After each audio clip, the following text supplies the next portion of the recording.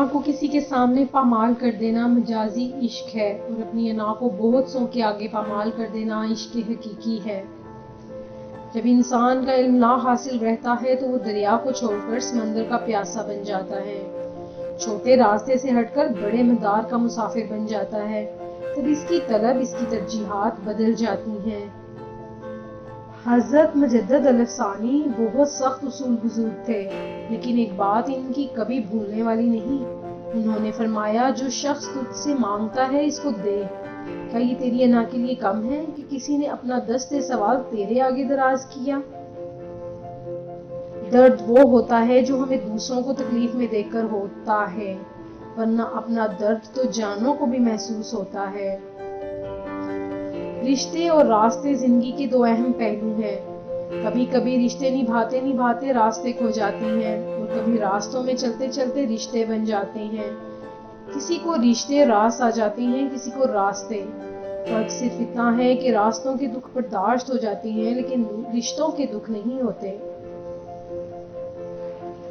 ہم میں سے ہر ایک دوسرے پر یہ ثابت کرنا چاہ رہا ہوتا ہے کہ میں تم سے ذہانت کے اعلیٰ درجے پر فائز ہوں اور زیادہ معلومات رکھتا ہوں، اور تم تو بے بس ایسے ہی ہو، تمہارا کوئی حال نہیں۔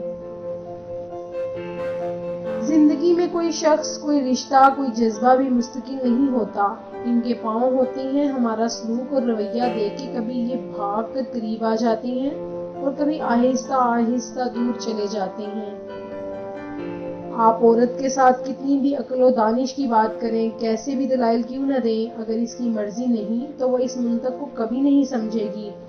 اس کے ذہن کے اندر اپنی منطق کا ایک ڈرائنگ روم ہوتا ہے جسے اس نے اپنی مرضی سے سجایا ہوتا ہے، اور اسے روشن کرنے کے لیے باہر کی روشنی کی محتاج نہیں ہوتی۔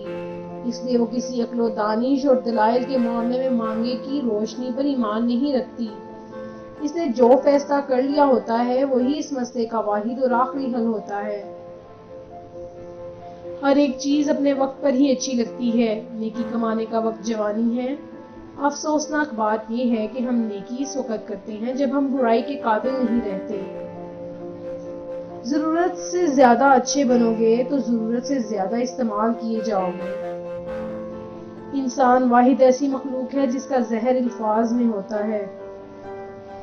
زندگی کچھ ایسی بے معنی ہو گئی ہے کہ انسانوں سے تعلقات ٹوٹتے جا رہے ہیں اور اپنوں سے بہت دور ہوتے جا رہے ہیں۔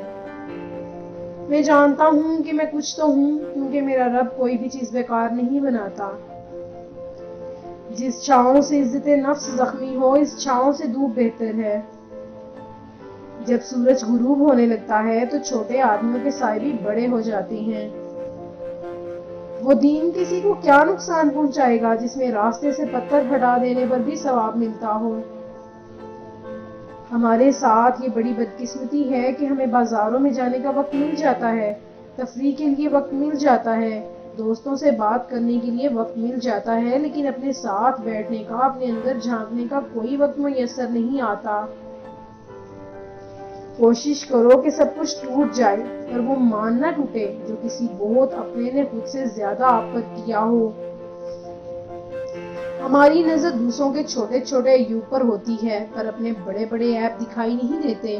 اپنے بدن پر سانپ بچھو لٹک رہے ہیں، ان کی پرواہ نہیں، اور ہم دوسروں کی مکھیاں اڑانے کی فکر میں ہیں۔